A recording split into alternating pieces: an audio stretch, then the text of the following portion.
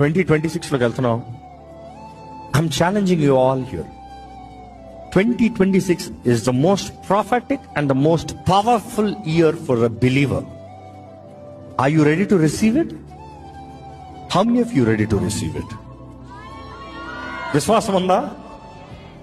And ఇక్కడే దేవుని కృపను బట్టి ఈ స్టేడియంలో ఇక్కడ నుంచి ఆరాధించుకుంటూ వెళ్ళబోతున్నాం.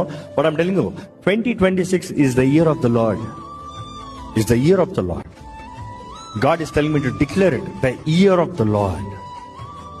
ఆగిపోయిన పనులు కొనసాగే సంవత్సరం, జరగనవి జరిగే సంవత్సరం, అసాధ్యమైన కార్యాలు సాధ్యపరచబడే సంవత్సరం.